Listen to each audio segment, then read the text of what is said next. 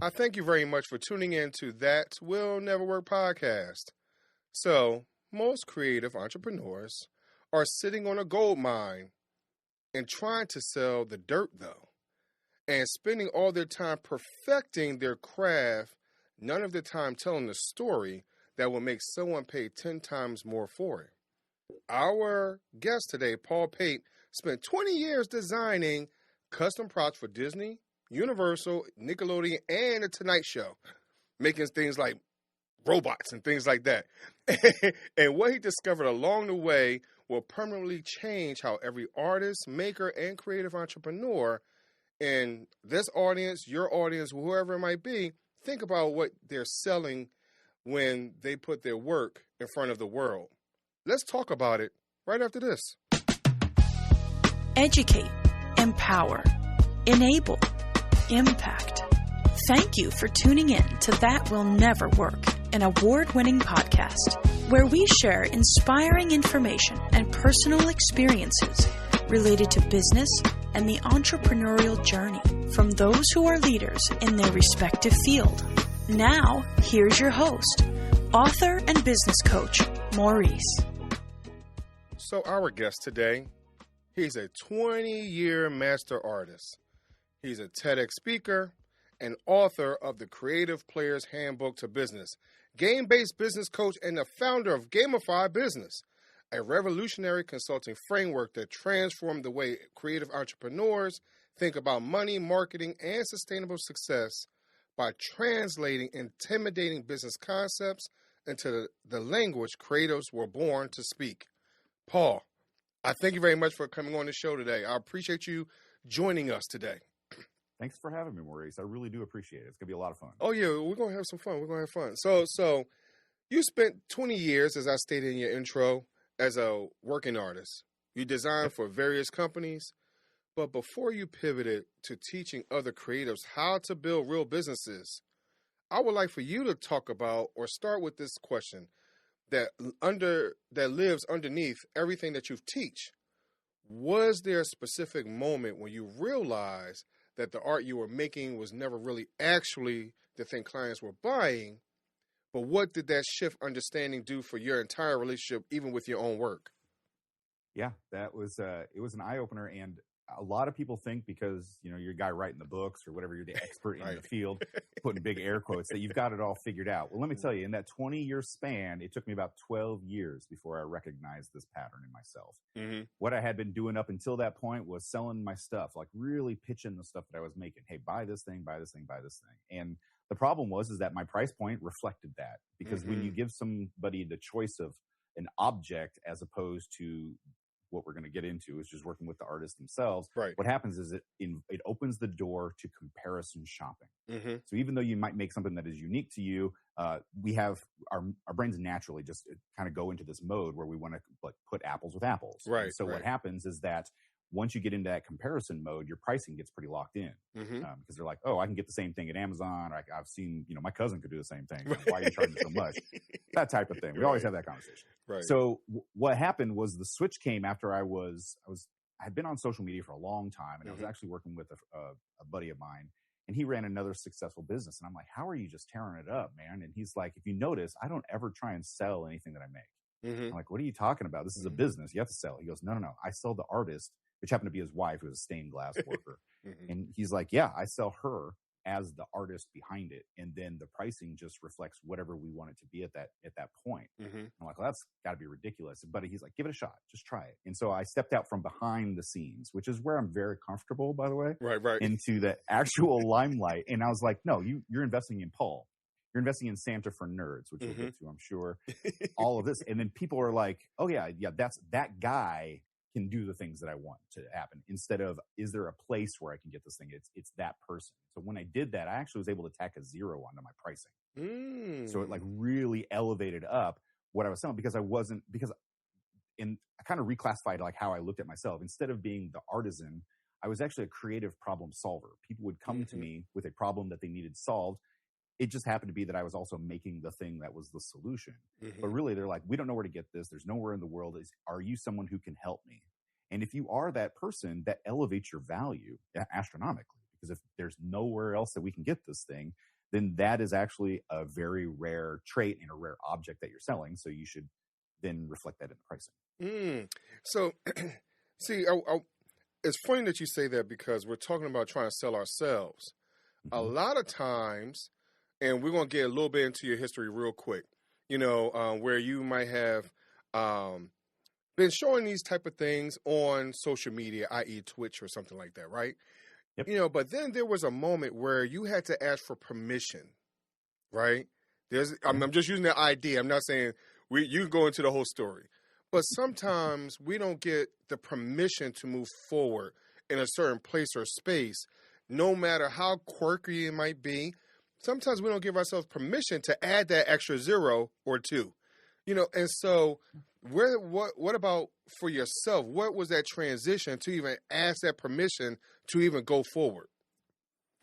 I think what it was is for me, a lot of the big transitions in my life actually happened through frustration. Like I'm watching the market, I'm kind of watching where my business is going, or I'm watching what's happening to others similar in my field. And I noticed that there's we get into these stuck places, and I was just getting really frustrated because the pandemic for me was great because everybody was locked in their house and they're like, I'm tired of looking at all my stuff. Let's get some new stuff. And so I was actually really productive. But then once everyone started going back to their normal lives, back to work and whatever, my work, it didn't just taper off. It fell off a cliff. And I was like, what is going on here? And so I was like, okay, something's amiss. Something's got to be wrong. And what it was that I had let go again of just letting the work speak for itself, because the pandemic, I was doing really well. And I fell off of actually advertising the person behind it. And so then I had to start back up again. And instead of being a gradual growth, it was these giant EKGs of business. It's just not what we want, So I think that was the moment. I was frustrated, and I was like, oh, what is going on here? And I'm like, Paul, you got to get through your head, Paul. You've got to continue to sell yourself. And I'm not a big, I don't like to push my work on people. It's like you either want it or you don't. And I'm very comfortable in that world that I live in, where it's either you're my customer or you're not my customer. And it's okay. But I really got to get more comfortable in my own skin of being like, these people are after me. I'm so used to being behind the scenes. And a lot of crafters and creatives they're like, this is the beautiful thing that I made. I'm a mess, but this is beautiful. And so you don't want to go out and be that. But really the mess I have found, that person, it grounds you, and it also gives a bit of emotional resonance between your customers and you. And that is really the connection that we're looking for. And so when it came to the art, it was, can I connect as a human, not a person to object, but a person to person? So to say that, and then that, we understand each other, we can relate. And then therefore the work has transmissions between each other. Right. And so that's why they're paying for it's the experience. It's the lived moments that then resonates with the consumer. So why should I be human? Especially if the idea is that I need to be perfect 100% of the time. Right? We see that all the time. Sure, we do. Yeah. Social media wrecks us for that, because social media only shows us the good. Unless you're the train wreck social media, which we always end up watching, which is everybody failing repeatedly. Right. But there's what we don't realize. And it's a lot like theater, which is where my background is. When we're watching a play, we're not watching someone just live their life. They wake up, brush their teeth. That's boring. What we're watching is a slice of life where this action takes place. And social media is very much like tiny little plays. But what we forget, because we're so inundated by watching it on our phones and everywhere else that we're at, is that we fail to recognize that there are dull moments, there are bad moments that are just not being aired. And so the mess is actually, people can relate to that, because think about yourself. Last time you were doom scrolling, I'm sure you were dressed in a 3-piece suit and you're drinking your very fancy drink. No, we're sitting in sweats, sitting there lounging on our couch, looking like a mess. And so to see somebody else who's successful but also messy, that's actually living a life. They're not, I've got 3 kids, and my day ends at 2:00 because I got to go get my kids from school. Right.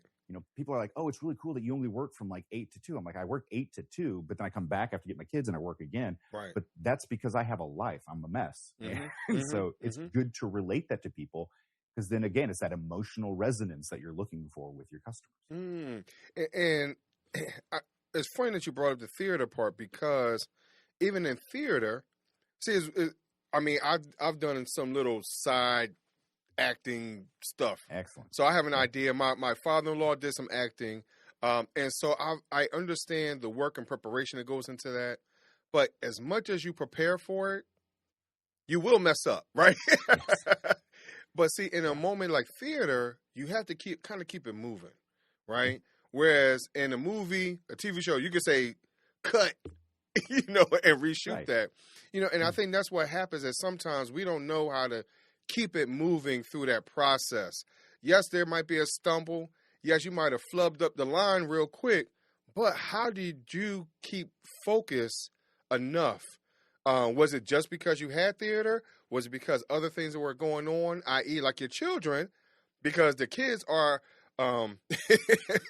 survivor, fear factor, like so many other things that go with that, mindset. So, but you have to kind of keep it going and roll with the punches and pivot. So just explain to us a moment where you might have had to pivot to where you are now, just to kind of change that mindset a little bit. So, like, one of the best examples of this is when I got out of grad school, I went from making about $19,000 a year as a grad student. You don't work, you're just studying all the time. And then that very next year, I made like $250,000. Mm-hmm. And it was because I had invented a product that was laser die-cut furniture for architecture models and theater models. And so I was going to do all the trade shows. I got picked up by every distributor in the theater world that you can imagine. I was featured in magazines, doing really, really well. And I was working on that business for 3 years, hitting every trade show, schmoozing, had the domain, the whole 9 yards. And then I was at one of these trade shows, and the booth next to me was selling personal lasers. Mm.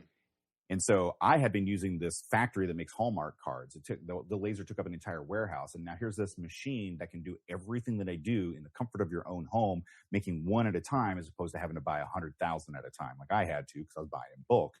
And I looked at that and I went, okay, the writing is on the wall here. This business that I had built that had been paying me, good six figures every single year for 3-4 years, that's the Grim Reaper sitting right next to me. And it may not be instantly. So I had to pivot. I was like, well, I can ride this into the ground and then lose everything on it, or I can make a giant pivot.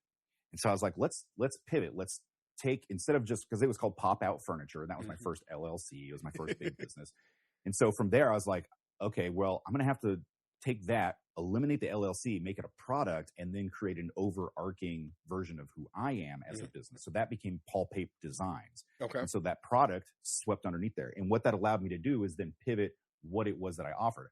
I was still creative problem solving. Pop Out Furniture solved the problem of having to make tiny furniture for things that you had to do for theater and architecture. But then now what other things can I offer? Because then that's when the doors started really opening. It's like, well, Pape can make some other stuff too. So that's when Disney started calling, hey, can you make model furniture? Can you make a model? That was my intro to Disney. Mm-hmm. I ended up making a model for one of their live stage shows. And so that pivot allowed me to be like, okay, so it's recognizing that something is going to change, whether you want it to or not. Mm-hmm. And then looking at it, like pulling yourself back, giving yourself a macro look at what you're actually offering, and then being like, okay, let's pivot that. So if you're an artist who is making something very specific, say you're only working in Harry Potter themed stuff, for instance. Well, Harry Potter kind of, comes and goes, it ebbs and flows, right? Or you saturate the market. Well, if you just say, I'm only a Harry Potter person, well, you're going to have a problem, because eventually that IP is going to go away. And so how can we then, pull back? Well, no, I make magical items. Oh, magic and magical items. That's been around for ages, before Harry Potter, after, Lord of the Rings. Let's get into all these other things. Okay. So you keep pulling back, and then you recognize what your strengths are, and you build the business around that. So as I'm listening to you, I'm going to go back to what you said about that machine for one moment. Yeah. So it automatically made me think about 3D printing machines, right? Automatically. Yeah. But here's the thing that I think what happens with a lot of artists. I mean, because I started off with doing computer repair. I wanted to be a mechanical engineer as I grew up. I could draw a little bit, those type of things. So I did a lot of logo, graphic design, type stuff. But then you start to understand, like, hey, here are these objects, these opportunities that are coming up that's like, that's going to pull me out of my creative space. I can't compete with that and all those type of things. And so now, all of a sudden, as a creative, I am not enjoying my work as much So how do you keep that joy, that inner child? Because a lot of us, I mean, I'm going to be honest with you. My inner child sits here on my desk all the time. My little Transformers, right? Love it. Because I have to stay youthful and engaged and creative. And I don't care what it is, whether it's the podcast, coaching someone, whatever it is. So how do you stay creative in those moments where it felt like this competition is really going to wipe out all my joy and excitement? Well, what I love to do is I'm a technophile as well. So I love cutting edge technology. Like that laser I was just talking about, I've got one. The 3D printers, I've got 11. What happens is as AI, I use AI every day, even as an artist. But what you have to recognize is they are tools. So what happens as a creative is, and let me tell you, like I hand sculpt. I spent last weekend hand sculpting a piece, but I also design in digitally sculpting, and then I 3D print the parts. It's just a matter of what tools you have in your toolbox. Don't get hung up on the fact that, technology is going to come and take us over. AI is going to take over my job. It's not. What it's going to do is it's going to take over how you do the work efficiently.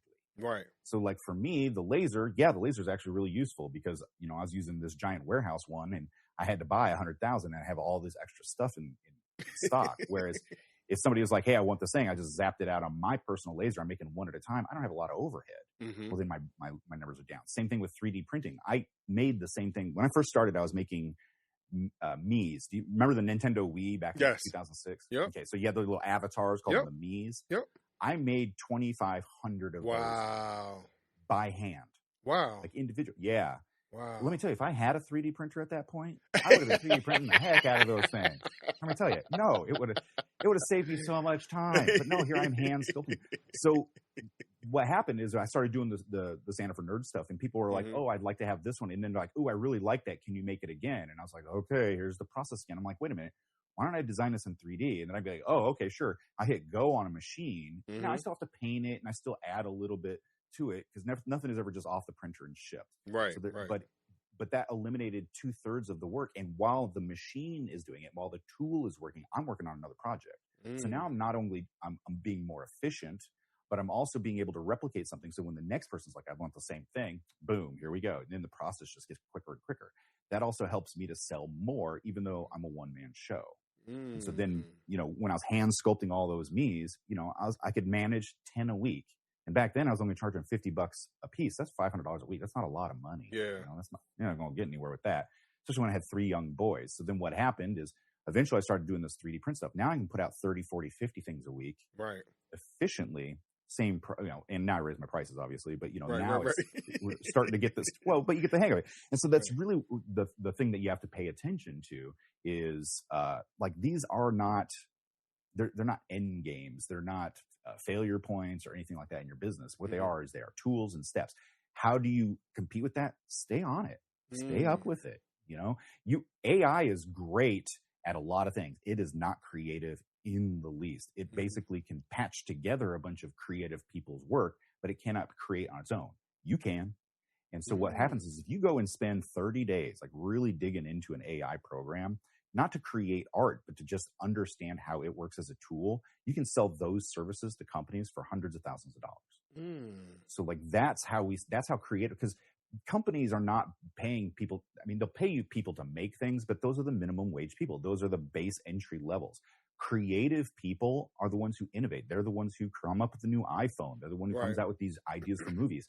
Creative people are in demand. Now, it's just how do we use that creativity to really be able to sell the services? And again, it's not about the object. If you go in there and you say, I'm the person who created X, Y, and Z, your value skyrockets, as opposed to saying, hey, I can make this and this and this. And then they just look at you as product. So selling that creativity that comes with it. That's the idea. So, Paul, first of all, I got to say thank you for coming on. I greatly appreciate it. Hopefully, if everyone's been listening, I've been leaving little nuggets along the way, a little trail of other episodes that Paul has been on. So I want you really to fall back and listen to his whole story. But there's one question I really want to ask before we go into the total end. Paul, you keep saying creative. What is your definition of creative? Because a lot of times there's some of us that feel like we're not creative. We don't know how to draw. We don't know how to build something. We don't have an imagination, whatever it might be. So what is your true definition for you personally of being a creative? So thank you for asking that, because there is a lot of confusion around this. Because I say I am a creative, and I work in industrial. I write. I do all these other things. Every artist is a creative, but not every creative is an artist. Like I have a guy who started 40 years ago. He started mowing lawns in high school, and eventually that business started to grow, and he had to grow with it. Well, he had to get creative in how the business grows.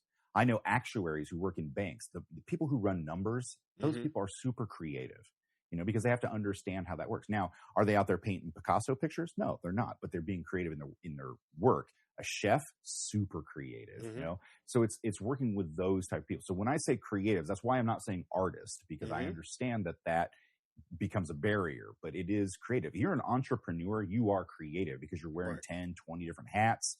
You're constantly having to shift your mind, and you're having to stay on top of things. So you are creative. Creativity is defined as being able to use your imagination to come up with ideas that do not exist. Okay. So if you're ever running a business, if you design something if you invented a product that makes your life easier, you are creative.